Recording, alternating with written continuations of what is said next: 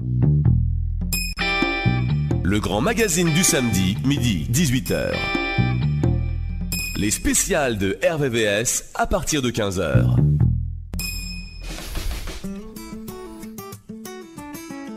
Les spéciales de RVVS. Robert Congo.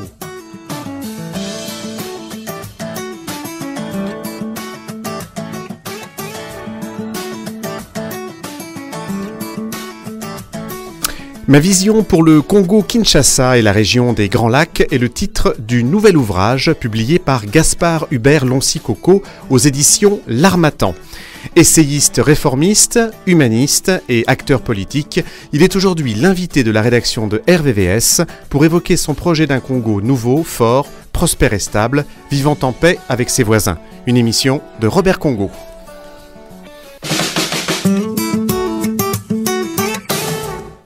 Bonjour à tous et bienvenue sur RVVS.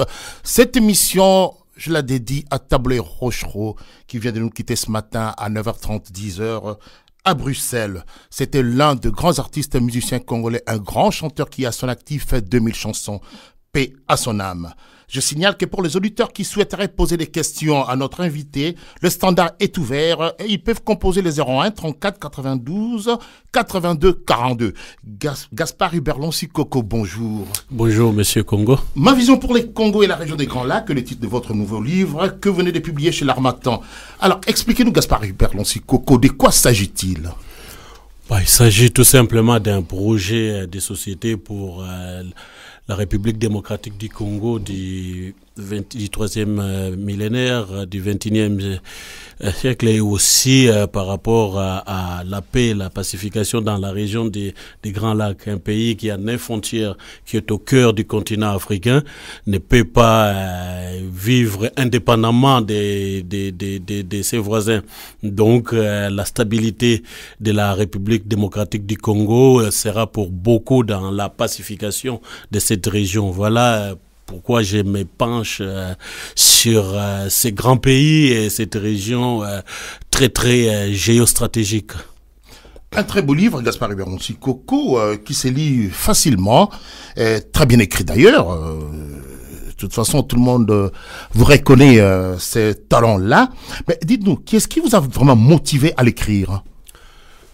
Depuis, vous venez de dire, je suis un acteur politique et j'ai toujours eu pour ambition de présider un jour à la destinée de la République démocratique du Congo. Et comment tu peux présider à la destinée d'un pays si on ne sait pas ce que vous pensez de ces pays et de ces populations? Moi, je n'ai pas, c'est une question d'éducation politique, hein. Je ne pense pas je suis pas de ceux qui pensent qu'on peut élire un futur président de la République par le biais de l'argent ou des pagnes ou de la bière.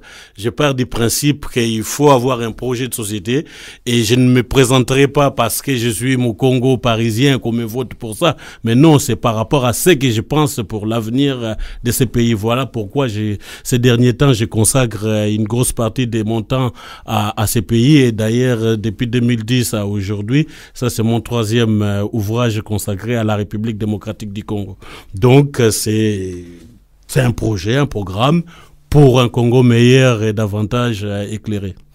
Donc, repenser un autre État, refonder un autre État, mais c'est une gageure, Gaspard Hubert Loncy-Coco. Pourquoi pas? On n'est pas président de la République pour se mettre de l'argent dans les poches. C'est pour le bonheur des gens, c'est pour l'avenir de toute une nation, de tout un continent. Et pour cela, donc, j'ai ces projets de société et vous remarquerez d'ailleurs, la première partie de ces projets commence par un programme chiffré pour 2014. Mais c'est vrai qu'il y a pas mal de chiffres que vous avez d'ailleurs. Quelles sont vos sources ? D'une part, j'ai fait ces projets par rapport au programme du gouvernement congolais de 2013. C'est à partir de ces éléments que j'ai conçu tout un projet de 2014 à 2009 du point de vue de la croissance et du point de vue du budget national par rapport à ce que je compte articuler comme programme. Mais justement, je lis avec attention le livre qui est le vôtre.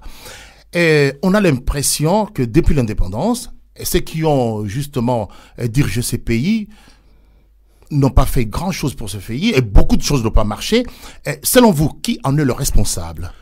Vous savez, vous soulevez un gros problème par rapport à la RDC. C'est le seul pays d'Afrique qui a toujours été dirigé par des jets de déstabilisation. Il y a toujours une instabilité et les Congolais n'ont jamais eu le temps de gérer tranquillement leur pays.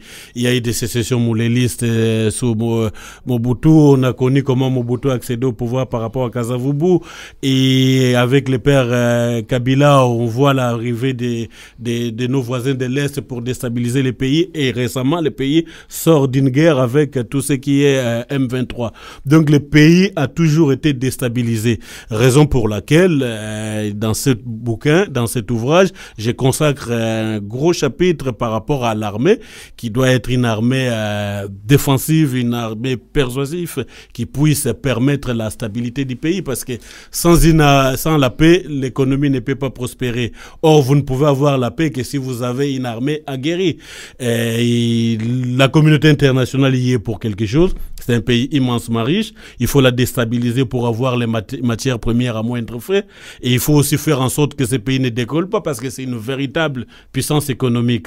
C'est aux Congolais, par rapport à leur patriotisme et par rapport à l'amour de ces pays, de faire en sorte que les calmes s'instaurent dans ce pays. Et ça ne se fera que par la bonne gestion de la chose publique et par une réelle volonté politique. La communauté internationale, mais les Congolais aussi sont responsables de leurs maux.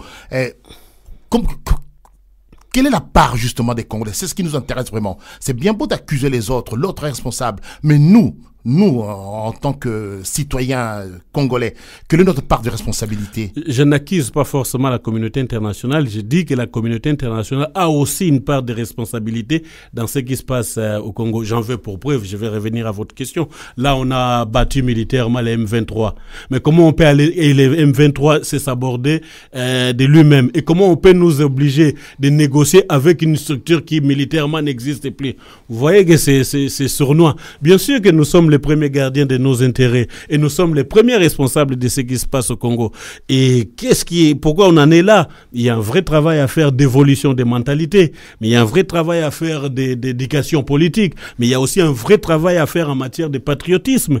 Les Congolais aujourd'hui n'est pas suffisamment patriotes. Je ne dis pas qu'on soit nationaliste, mais qu'on soit au moins patriote pour pouvoir à tout moment, peu importe nos divergences, nos chamailleries, quand l'avenir des pays étrangers, nous devons défendre ces pays-là.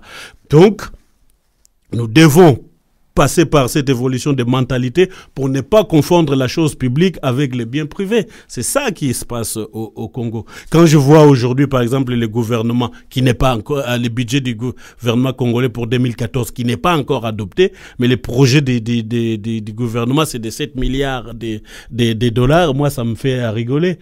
Alors que moi qui ne suis pas aux affaires, j'ai un budget de 7 milliards d'euros qui revient à 10 milliards et quelques, 7 milliards 750 millions d'euros. C'est-à-dire plus de 10 milliards de dollars USD.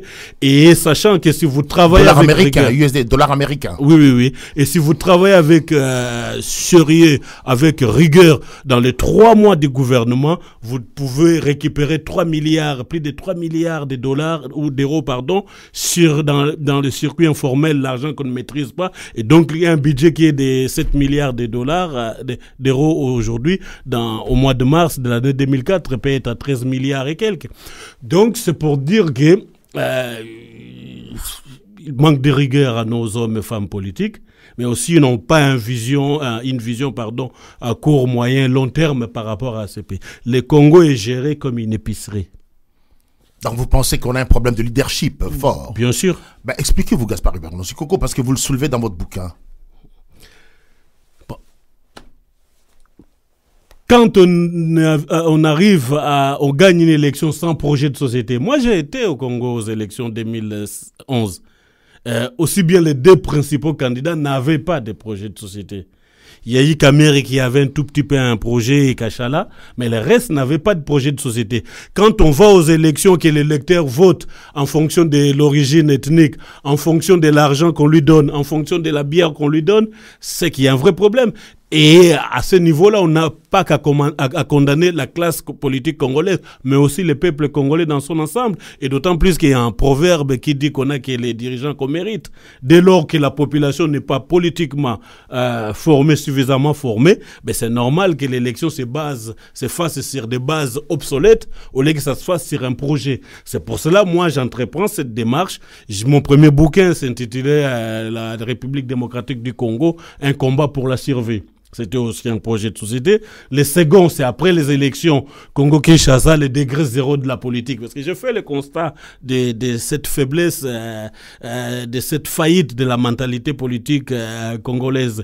Et je reviens avec ma vision pour le Congo-Kinshasa, la région de Grand Lac, pour habituer le peuple congolais à se prononcer par rapport à un vrai projet et par rapport à celui qui veut mettre en place des choses sérieuses pour non pas que son avenir immédiat, mais aussi l'avenir des générations à venir, de leurs enfants, leurs petits-enfants. Mais qu'est-ce qui manque, selon vous, au peuple congolais, justement, pour gagner ce pari?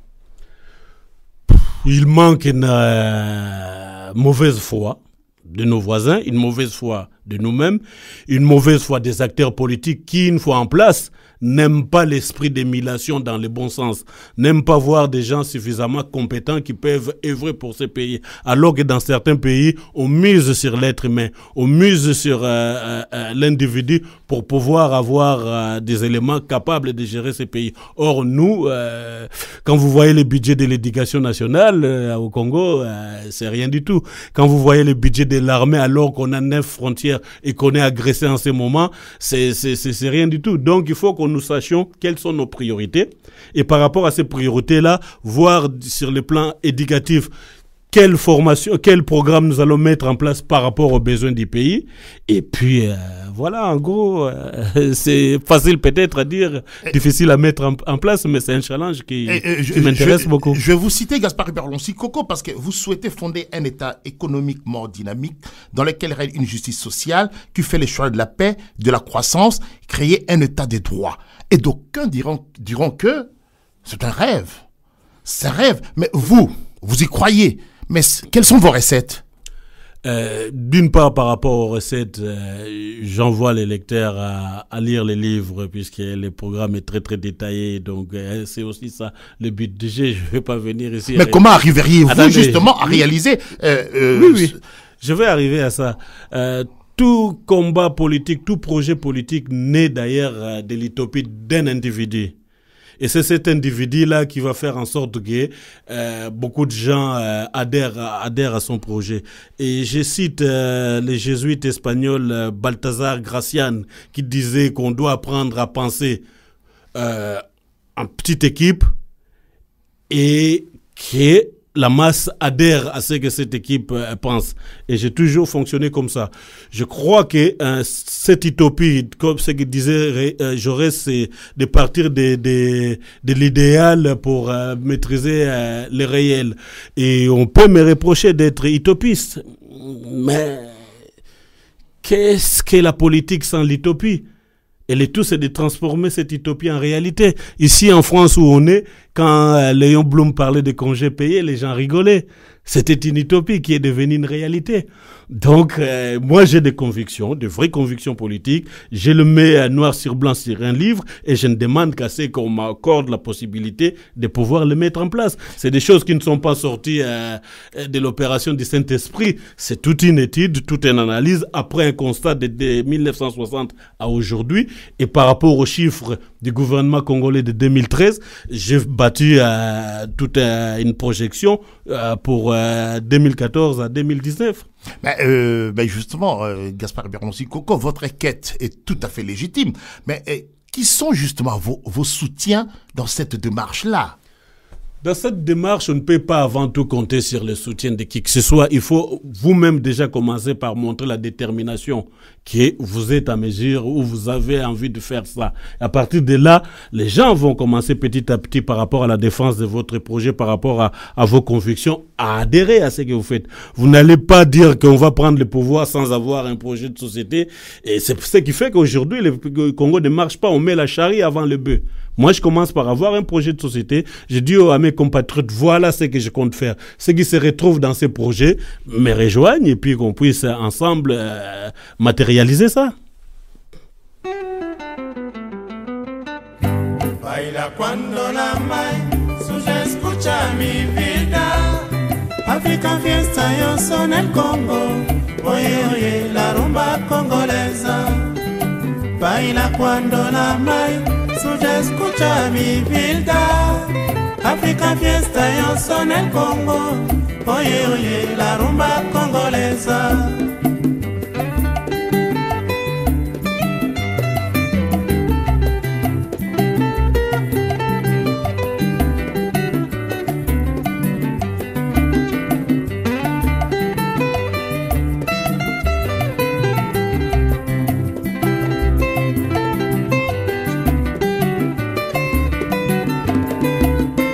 Baila cuando la mai suya escucha mi vida. Africa fiesta yo son el Congo. Oye, oye, la rumba congolesa. Baila cuando la mai suya escucha mi vida. Africa fiesta yo son el Congo. Oye, oye, la rumba congolesa.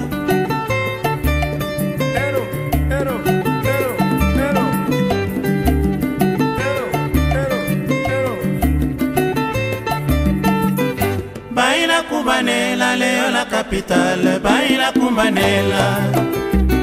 Baila Kumbanela, bella, bella, baila. Baila Kumbanela.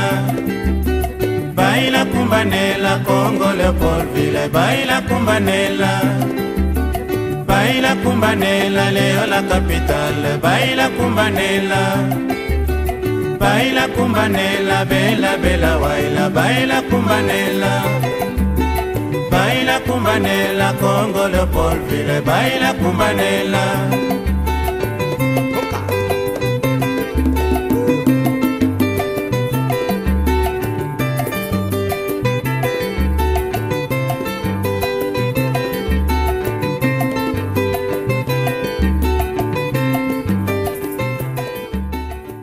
Robert Congo, les spéciales de RVVS. Ma vision pour les Congo-Kinshasa et la région des Grands Lacs. Un nouvel ouvrage signé Gaspard Hubert Lonsi-Koko, essayiste et réformiste et acteur politique. Il est aujourd'hui notre invité pour nous parler de cette publication. Un bel ouvrage qu'il a publié chez l'Harmattan. Alors, dans cet ouvrage fort intéressant, Gaspard Hubert Lonsi-Koko, vous présentez les principaux secteurs d'activité à développer pour créer cet état fort que vous appelez de vos vœux. Vous parlez de la répartition budgétaire. On va revenir là-dessus. Et vous nous présentez le budget 2014. Moi, je trouve que Gaspard Hubert Lonsi-Koko est déjà dans l'action. Bon, j'ai toujours été un opposant constructif. Et le rôle d'un opposant, c'est de parvenir à l'alternance. Et vous ne pouvez pas parvenir à l'alternance si vous n'apportez pas de contre-propositions. L'ouvrage que vous avez devant vous est un contre-projet au gouvernement en place. Ils sont en train de vouloir voter leur budget pour 2014. Moi, je l'ai, le budget pour 2014, qui est de 7 milliards à 750 millions d'euros. Ils ont pronostiqué pour 2014 un taux de croissance de 8%. Moi, je pronostique ce taux de croissance à 10% en 2014 pour arriver à 18% en 2009.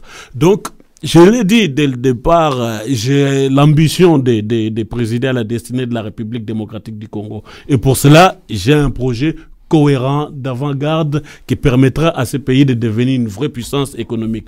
Donc, oui, c'est un contre-projet au gouvernement en place. Éducation, santé, réforme administrative, défense, sécurité, tout y passe. Vaste programme, Gaspard Hubert Lonsi-Koko. Ah ben, ce sont les prérogatives d'un État. Vous voulez devenir président de la République et vous ne dites rien sur tous ces éléments-là. Il faut bien qu'on sache ce que vous pensez dans tous ces domaines. Mais est-ce que là, quand les Congolais, enfin ceux qui ont déjà lu ou bien ceux qui vous liront, ils vont se dire, ah mais c'est beau tout ça, c'est un beau projet, c'est un beau programme. Mais c'est du déjà entendu. Je ne sais pas si c'est déjà entendu, hein. On n'invente pas, comment dire l'expression, le beurre, ou je ne sais pas quoi. C'est des choses qui existent toujours, mais c'est dans la façon de les présenter et de les articuler qui font la différence par rapport aux uns aux autres. Vous pouvez donner les mêmes chiffres, les mêmes éléments à des individus, ils ne parviendront pas au même résultat parce que la vision diffère et la manière de faire. C'est la question que j'allais vous poser. Mais c'est quoi l'originalité de votre projet? Ben, le sérieux, la rigueur, et puis l'anticipation, et puis gouverner, c'est prévoir. Hein. Je prévois, je pense à des tas de choses. Si vous avez bien lu les bouquins, et je parle même de réajuster les programmes par rapport aux réalités en place, par rapport à ce que le gouvernement va définir demain comme projet de société, parce que moi, je me suis basé sur le programme 2013. Si demain, il réagisse son programme 2014, je verrai par rapport à ça si je réagisse mon projet ou pas. C'est les b.a.-ba de la gestion de la chose publique.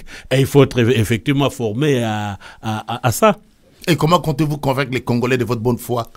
Ben, je prendrai mon bâton de pèlerin, comme je l'ai fait en 2011 dans les Bas-Congo, dans les territoires de Madimba, et c'est à partir de ces projets et des sociétés que je vais essayer de fédérer autour de moi. Mais il n'y a pas que le Bas-Congo.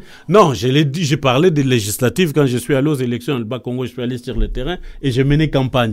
Et aujourd'hui, avec ces projets de société, c'est ma feuille de route pour pouvoir mener campagne aussi bien à l'extérieur qu'à l'intérieur pour une alternance en 2016.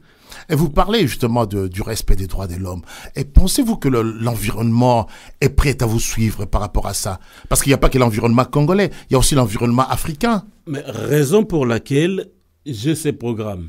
Parce que dès lors que vous faites élire sur la base d'un projet, c'est-à-dire qu'il y a un pacte tacite entre vous et les électeurs et vos voisins, puisque vous leur dites que moi, je veux que vous m'élisez pour ça. Et une fois que vous êtes élu, on va vous juger sur ce que vous avez proposé. Donc je préfère dès le départ le dire. Et ceux qui vont se prononcer sur mon projet, par rapport à mon projet, ils savent à quoi s'attendre. Mais il faut bien vendre votre projet, Gaspard Hubert Lonsi Koko. Vous savez bien, mais je parle de l'environnement, vous savez bien que ce peuple-là, la corruption, le clientélisme, le clanisme, le tribalisme est devenu pour eux une seconde nature. Comment allez-vous faire justement, concrètement qu'est-ce que Gaspard Hubert Lonsi Koko va faire? Parce qu'il y a un travail qui est sérieux. Raison de plus pour s'impliquer encore davantage dans la vie politique congolaise, parce qu'il y a beaucoup de choses à faire et beaucoup de choses à faire évoluer, beaucoup de choses à mettre en place. Et il y a des tas de pistes pour pouvoir mettre en place des tas de choses. Parlons seulement de la corruption. Pourquoi il y a corruption au Congo? Dans un pays où les gens n'ont pas de salaire. Un fonctionnaire qui ne touche pas son salaire mensuel, c'est tout à fait normal qu'il se laisse corrompre. Parce qu'il doit faire vivre sa famille. Si vous commencez par lui donner un salaire décent, il n'acceptera pas qu'on puisse le corrompre, puisque si il est fautif, il sera licencié, il n'aura plus de salaire pour nourrir sa famille. Donc il y a la gestion normale d'un pays qu'il faille mettre en place pour que certains mots, petit à petit, n'existent plus. Disparaissent. Voilà. Gaspard Lonsi Koko, je parle de l'environnement, je reviens encore sur le terme environnement. Il y a des pays africains à côté. Bon, on fait des projections. On suppose maintenant, c'est une hypothèse, Gaspard Hubert Lonsi Koko, président de la République, dit voilà, on change notre façon de gouverner le Congo. Mais maintenant, vous avez à côté des pays africains qui sont peut-être pas encore prêts, les dirigeants africains. Mais vous pensez que vous mèneriez votre bâton facilement que ça? Alors, vous remarquerez que dans cet ouvrage, il y a 3 aspects importants. L'aspect économique, l'aspect militaire et l'aspect diplomatique. Vous ne pouvez pas réussir votre diplomatie si vous n'avez pas une force de dissuasion, une force capable de mettre en exécution vos menaces. Dès que vous stabilisez votre pays, vous avez une armée aguerrie. Et au Congo, nous devons être excellents sur le plan diplomatique. Nous avons 9 voisins. Et à ce moment-là, l'armée congolaise sera un outil de la diplomatie, de notre diplomatie. Et ça sera aussi un outil de notre développement. En temps de guerre, l'armée n'est pas faite que pour aller faire la guerre. Il y a aussi des métiers, des professions dans l'armée, les génies civils. Donc ça sera aussi un des outils de notre développement, mais un aussi des outils de notre dissuasion par rapport à nos voisins pour qu'on puisse vivre en paix et qu'on puisse même intervenir chez nos voisins si leurs pays sont déstabilisés. Parce que si le Rwanda, le Burundi demain est déstabilisé, c'est toujours le Congo qui en paiera les frais. Donc nous sommes obligés avec nos voisins de développer ce que j'ai toujours dit, une sorte de politique d'indépendance dans l'interdépendance. C'est-à-dire la stabilité du Rwanda dépend de notre stabilité et vice-versa. Tant qu'on sera en mesure d'être stable, et tant qu'on sera en mesure de sécuriser des pays voisins en évitant que les pays soient déstabilisés à partir de notre territoire et vice-versa, je crois qu'on vivra un Parce que Gaspard Hubert Lonzi Coco, vous croyez, vous, aux structures régionales ou aux structures continentales Nous n'avons pas le choix. Nous n'avons pas le choix. Nous sommes obligés de passer par là. Mais nous ne passerons par là que s'il y a une vraie confiance entre nous et si aussi nous-mêmes, nos pays sont stables. Nous ne pouvons pas faire autrement. Et quand l'Afrique les Rwandais, le Burundi, économiquement, dépendront du Congo. Et nous pouvons voir comment on peut vivre en bonne intelligence pour qu'il n'y ait pas toutes ces guerres qu'on a ici. Pourquoi on veut balkaniser la République démocratique du Congo? Parce qu'il y a des petits pays à l'Est qui ont des appétits voraces expansionnistes, qui essayent de prendre un morceau de notre territoire et dans notre pays même dont l'État n'existe pas. Donc il faut un État fort qui ne va pas déstabiliser les pays voisins, mais qui va assurer leur sécurité en étant stable lui-même. Et la place de l'Union africaine dans tout ça? Mais bien sûr qu'il faut que l'Union africaine ait un rôle important à jouer dans tout ça, et notamment dans les cadres du NEPAD, qui privilégie d'ailleurs des accords régionaux.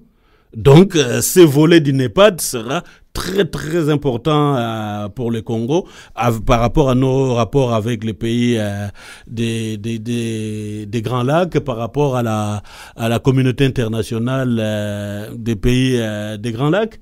Donc, ce programme NEPAD est très très important. Nous n'avons pas le choix, si ce n'est que d'avoir des unions douanières, si ce n'est que d'avoir une armée performante, et si ce n'est que d'avoir une économie qui pourra faire vivre pas mal de pays comme le Rwanda, l'Ouganda. Donc nous sommes obligés de passer par là. Et pour que ça se réalise, il faut qu'il y ait un véritable État au Congo, il faut qu'il y ait des véritables hommes et femmes d'État à la tête du Congo, et puis qu'on ait une vraie diplomatie régionale et une armée efficace.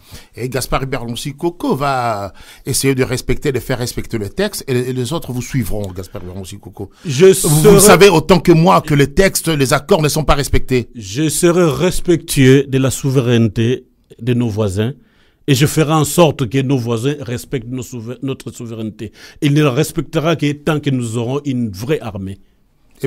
Et par rapport à la communauté internationale. Et cette armée-là, par rapport à la communauté internationale, on saura comment défendre nos intérêts. Hein. La communauté internationale, vous savez, c'est une question de mentalité. La communauté internationale, c'est quoi?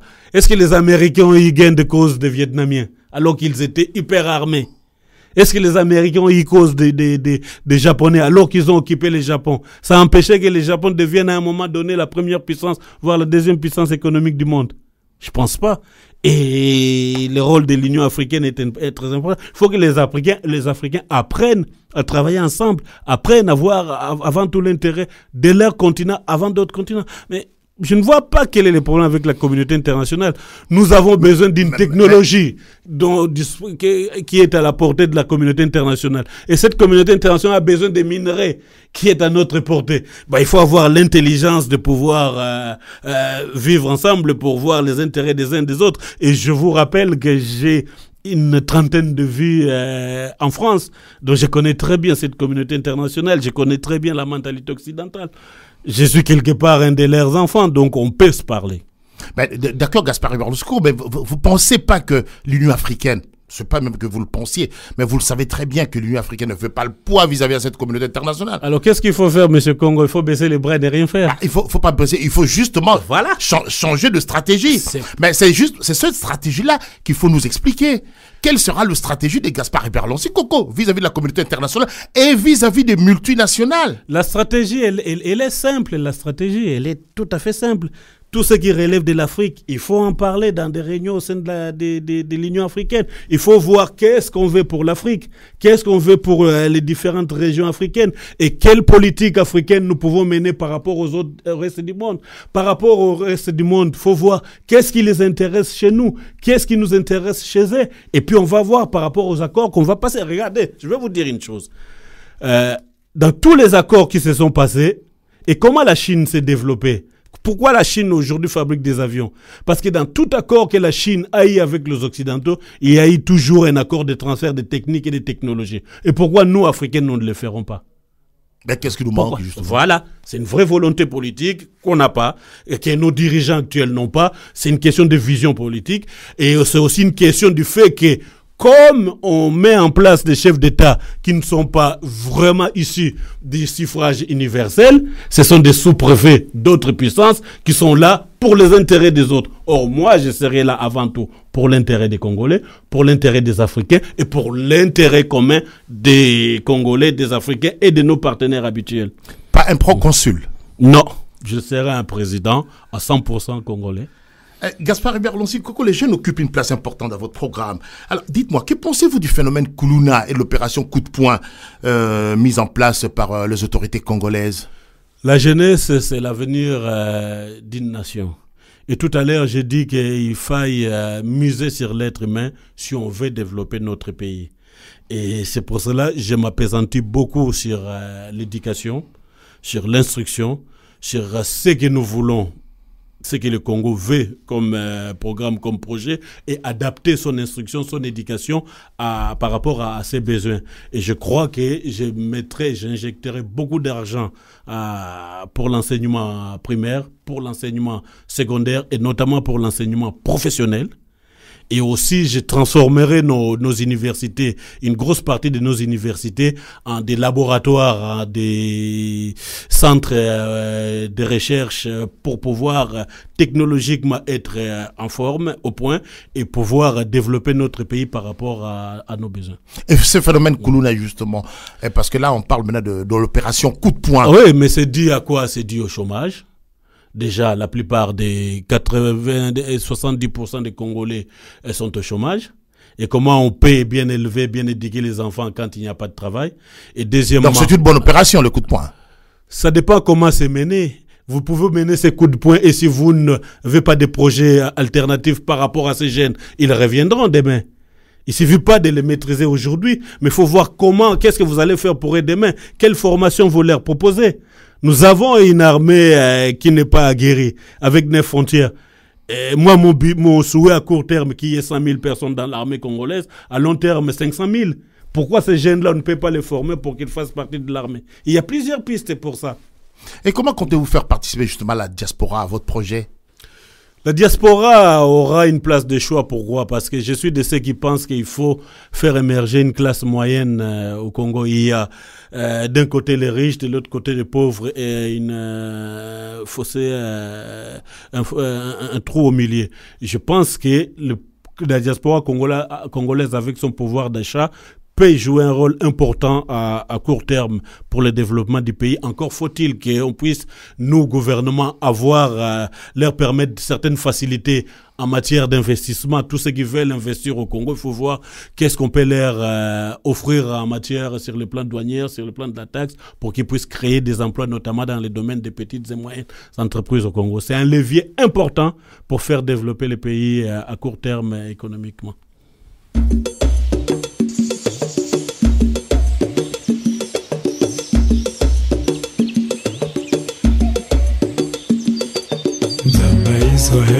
Nasenga na biso otala mu Afrika kwesa bilimo santo tuyebate kotonga mokili esenga kama boko pemisisa ya bato na unité nzamba Israel. Nasenga na biso otala mu Afrika kwesa bilimo santo toyebate kotonga mokili esenga kama boko pemisisa ya bato na unité bankoko botekani na Zanzibar n'échange mandoki botilelo nzete ya Afrika na moto lipana tolukaki tozui Afrika liberté tobongi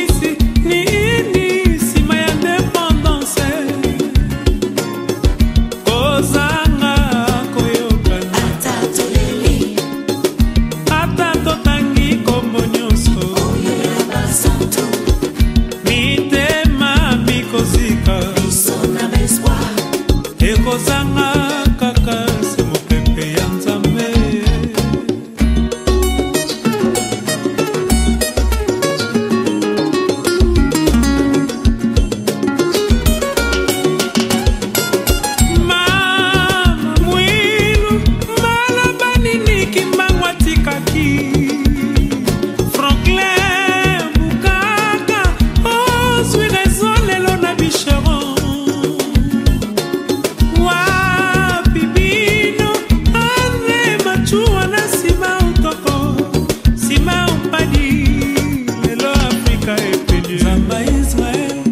nasenga na biso otala mu Afrika kwesa bilimo santu totoyeba te kotonga mokili esenga kama boko pemisisa ya bato na unité mandoki te makasi te ngai Carlito maloba na mpe maboko affection na memi bave fraternel tokumbi itelengani bamama bamemi maya miso mpe losambo epaya yawe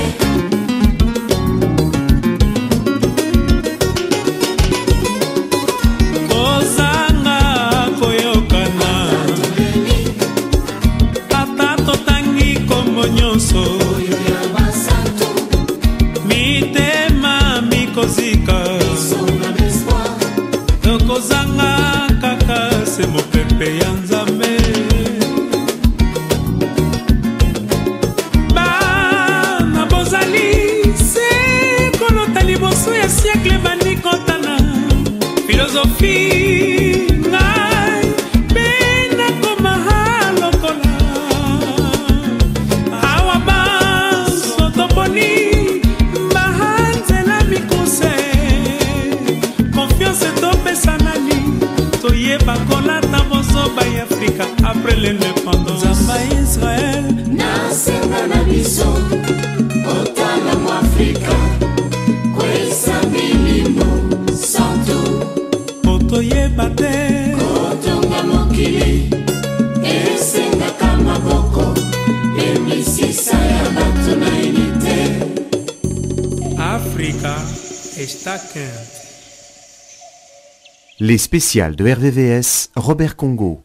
Ma vision pour les Congo-Kinshasa et la région des Grands Lacs. Un nouvel ouvrage signé Gaspard Hubert Lonsi-Koko, essayiste et réformiste et acteur politique. Il est aujourd'hui notre invité pour nous parler justement de son ouvrage. Alors, Gaspard Hubert Lonsi-Koko, dites-nous, que vous inspire la fin de la guerre au nord Kivu? Comme tout le monde le sait, moi, je suis un opposant au régime en place. Mais dans tout ce qui s'est passé au Kivu pour la stabilisation de cette région, j'ai toujours soutenu les initiatives du gouvernement pour pouvoir assurer l'intégrité du territoire congolais. Et je pense que c'est une très très bonne chose. Il fallait d'une part aller dans les différentes négociations, aussi bien à Kampala, à Addis Abeba qu'à New York, et mener le combat sur le terrain. On est arrivé à un moment donné où les M23 et ses parrains rwandais, ougandais sont mis devant les faits accomplis. Donc nous avons militairement gagné une guerre, ce qui est bien, mais il faut que nous puissions consolider cette victoire diplomatiquement. Sinon nous risquons de perdre sur les tapis ce que nous avons gagné sur les champs de bataille. Je pense que le plus gros qui reste à faire, c'est d'assurer diplomatiquement. Mais sinon, je soutiens les FARDC dans leurs activités, leurs initiatives pour l'intégrité du territoire national. Et parce que vous pensez que cette guerre est vraiment terminée? Pour l'instant, en tout cas, c'est mieux que ce qui s'est passé dans les mois, les années passées. Mais je pense que cette guerre ne sera pas forcément terminée si nous n'obtenons pas diplomatiquement la condamnation officielle du Rwanda et de l'Ouganda et si nous n'obtenons pas à ce qu'ils respectent tous les accords de non-agression dont ils sont signataires. Et ils n'ont jamais respecté aucun accord. Ils n'ont jamais respecté. Et c'est pour ça que je dis que c'est diplomatiquement que nous devons maintenant assurer. Et c'est pourquoi je vous dis que cette guerre ne peut être pas terminée. Elle n'est toujours pas terminée, mais pour quelqu'un qui veut la paix, il doit gagner au moins une guerre. Il doit la gagner diplomatiquement et politiquement. Et dès le début, je vous ai dit que je veillerai à ce que le Congo soit doté d'une diplomatie performante et excellente et d'une armée en mesure d'être un véritable outil de cette diplomatie. Il n'y a que comme ça qu'on nous respectera, qu'on nous craindra, et il n'y a que comme ça que nous vivrons tranquillement dans cette partie du continent. Et diriez-vous que les Congolais ont retrouvé une armée capable de le défendre si leur sécurité est menacée? Bon, là, il faut reconnaître qu'il y a des forces onusiennes qui sont là, il y a la brigade d'intervention, mais il faut que nous profitions de leur présence pour réformer notre armée et pour pouvoir faire de cette armée une véritable structure citoyenne, patriotique, performante. Hein. Rien n'est impossible, il suffit seulement d'avoir ce patriotisme qui veut qu'on puisse vivre dignement et humainement et en bon terme avec nos voisins. Mais pour cela, il faut qu'on soit craint. Et selon vous, qu'est-ce qui fait que, pour parler de Kampala, batte de l'aile? Mais tout simplement parce qu'il y a eu beaucoup de fonds qui ont été injectés là-dessus. Et puis, je pense que les parrains du M23, qui sont eux-mêmes des outils d'autres puissances que tout le monde connaît, veulent avoir quelques garanties par rapport à leur avenir. Parce que c'est une loi qui est naturelle. Hein. Celui qui gagne la guerre impose sa volonté. Et la question qu'il faut se poser, pourquoi le Congo qui vient de gagner pour l'instant cette guerre-là n'arrive pas à imposer sa volonté? Il y a eu pas mal d'implications, il y a pas mal de choses à réajuster et je pense que c'est là-dessus que tout va se jouer. Mais il y a des choses qu'on ne dit pas publiquement. Et vous serez dans l'action. Comment mèneriez-vous justement ces pourparlers? Je pense que je dirais clairement les choses aux commanditaires de cette guerre et nous le connaissons tous. Et on vous écoute, qu'est-ce que vous leur diriez? S'ils veulent les minerais du Congo, ils n'ont pas besoin de violer les femmes ou de faire violer les femmes. Ils n'ont pas besoin de tuer des hommes ou de faire tuer des hommes. Ils n'ont pas besoin de déstabiliser tout un pays. Ils n'ont qu'à venir nous voir et qu'on en parle. Nous aurons besoin de réformer notre armée, nous achèterons l'air matériel. Nous aurons besoin de construire notre pays, nous aurons besoin de l'air technologie, de leurs entreprises pour le faire. Mais on a intérêt à en parler directement plutôt que de se cacher derrière des pions interposés. Et vous ne pensez pas que c'est trop facile de dire ça comme ça? C'est peut-être facile, mais c'est comme ça qu'il faut le faire. Ils sont là, ils disent que pour eux, voilà, nous soutenons le Rwanda. Monsieur Congo, je suis probable candidat, je suis un acteur politique.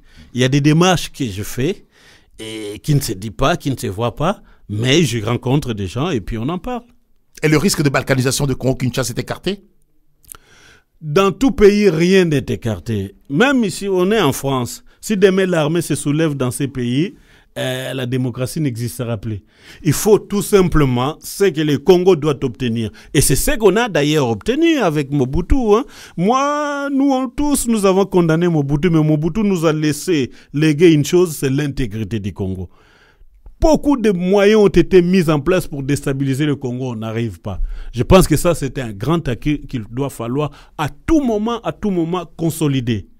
Et ça ne sera consolidé que par une armée efficace, ça ne sera consolidé que par le fait de savoir quelle politique d'immigration mener avec nos voisins.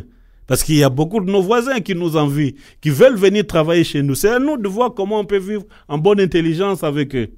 Tout est là. Mais c'est ce que les Congolais vivent dans le Nord Kivu. Vous ne pensez pas que parce que vous parlez de Mobutu, Mobutu a aussi sa part de responsabilité dans tout ça? Bien sûr qu'il a sa part de responsabilité dans tout ça. Parce que certaines choses, notamment en matière de naturalisation, n'ont pas été faites dans les règles. Parce que Mobutu ne nous a pas doté d'une vraie carte d'identité, des vrais éléments sur le plan du cadastre. Des tas de choses. Donc l'État, même sous Mobutu, était inexistant. C'est pour ça que je commence par vous dire il faut qu'il y ait au Congo un véritable État avec tout ce que cela nécessite comme attribut. Et à partir de là, on vivra tranquillement.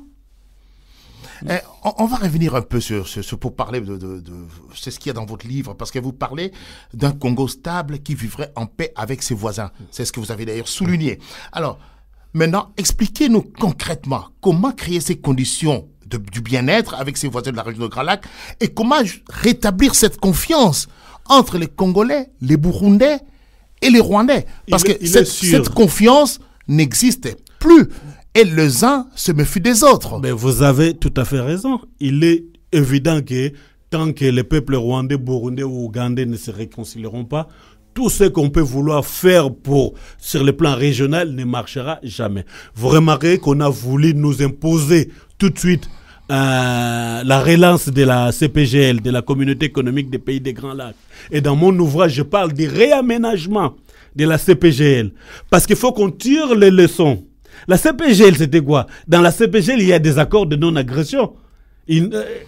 Ces accords n'ont pas été respectés. Justement, il faut qu'on tire les leçons ils de n'ont ce jamais qui a respecté échoué. ces accords. Voilà. Il faut qu'on tire les leçons de ce qui a échoué dans tous ces accords-là, dans toutes ces structures qu'on a mises en place, pour essayer de les réaménager autrement. Et notamment, un des éléments qui fait que rien ne marche dans cette région, c'est qu'on prend de bonnes résolutions, mais on ne met pas en place des mécanismes de suivi dotés de la possibilité de sanctionner.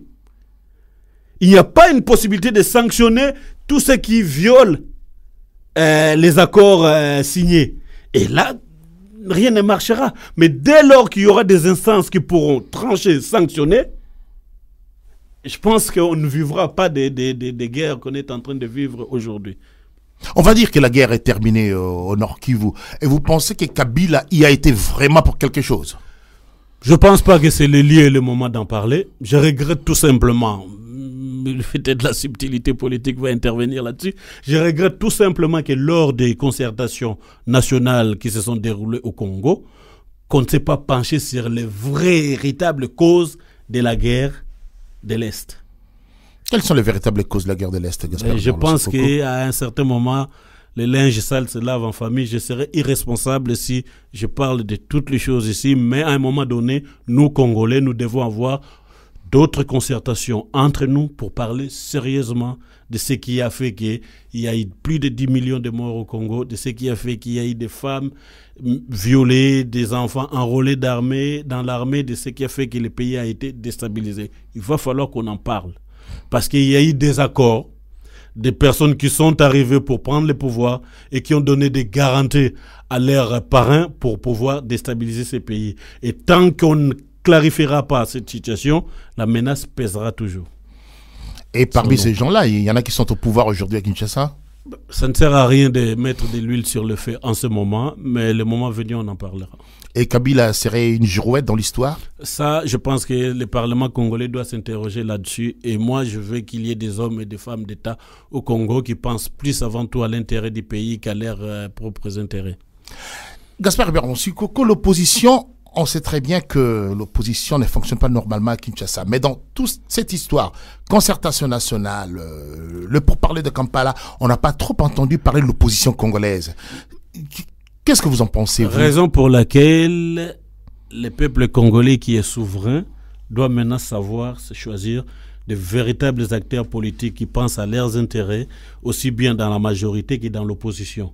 Et moi, je n'ai rien d'autre à leur proposer par rapport à mon sérieux, si ce n'est que tous ces bouquins, tous ces ouvrages que je suis en train d'écrire pour dire ce que je compte faire de ces pays. Et c'est sur cette base-là que je compte convaincre mes compatriotes. Et je me rappelle très bien qu'en 2011, pendant la campagne, tout le monde me demandait de l'argent d'épargne. Je leur ai dit non, je viens ici pour votre bonheur, pour votre avenir. Aujourd'hui, je commence à avoir des coups de fil pour dire que vous aviez raison. Tous ceux qui nous ont promis des routes, des tas de choses, on ne les voit plus une fois élus. Et que vous qui nous avez parlé de ça, on ne vous a pas cru. Et voilà. Je constate qu'on ne prêche pas forcément dans les déserts, mais il faut de temps en temps laisser le temps au temps, comme aurait dit l'autre. On n'entend pas souvent parler, Tshisekedi. Il y a 2 jours, il a réagi lors de la réunion, une manifestation de jeunes de l'UDPS. Vous pensez que Tshisekedi, il a fait son temps et que c'est fini?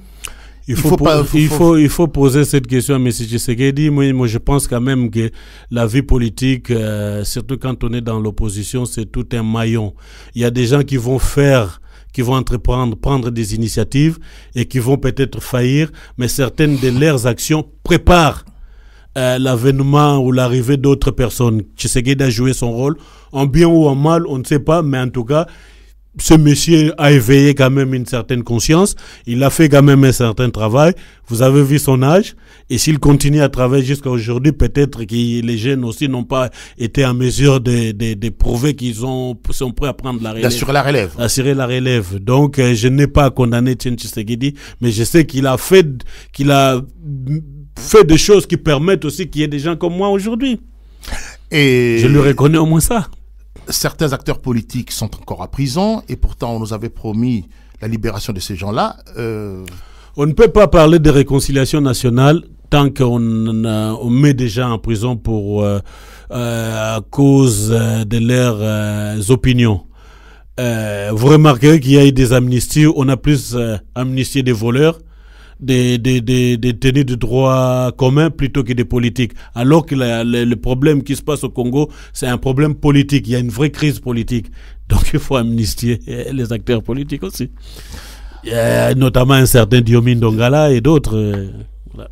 Mais comment faire entendre votre voix par rapport à votre projet? C'est ce que vous faites. Les gens vous liront. Mais à Kinshasa, on aimerait bien entendre Gaspard Hubert-Lonsi Koko. Voilà, l'objectif de cet ouvrage, c'est un outil, c'est un projet qui me permettra de prendre mon bâton de pèlerin et d'aller discuter avec les gens autour de ce projet. C'est un outil pour pouvoir faire émerger autre chose.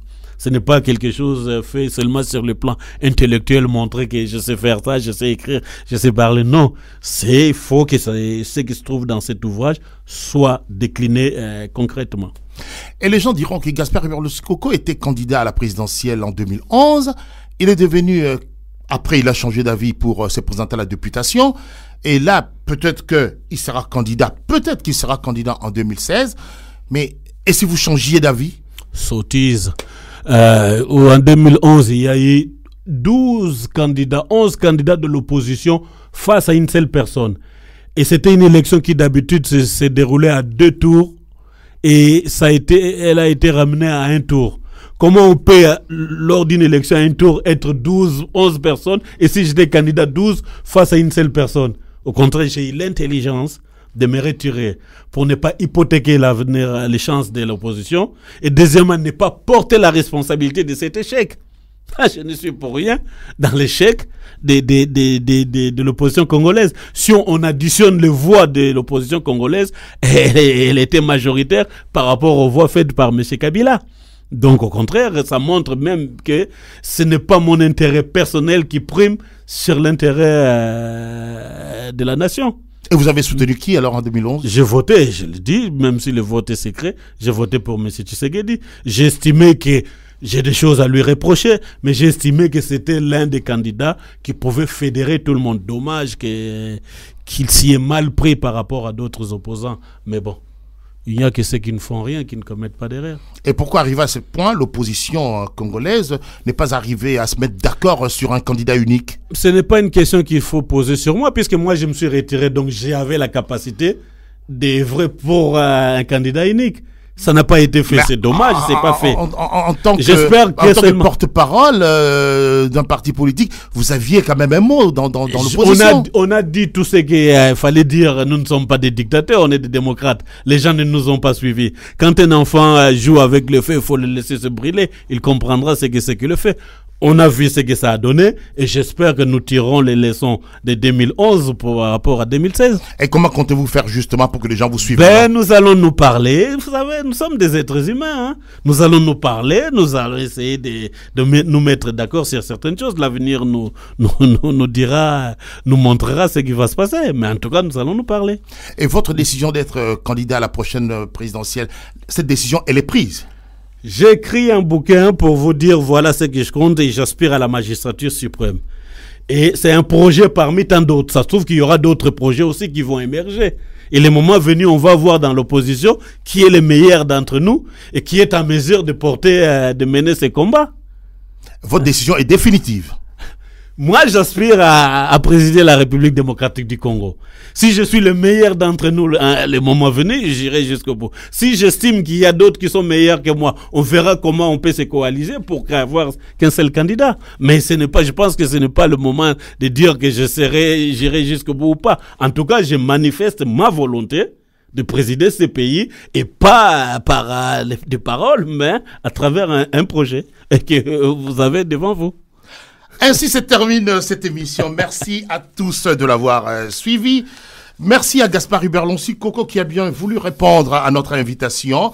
Et je rappelle qu'il publie chez l'Harmattan le livre qui s'intitule « Ma vision pour les Congo, Kinshasa et la région des Grands Lacs », qui est un vrai projet de société.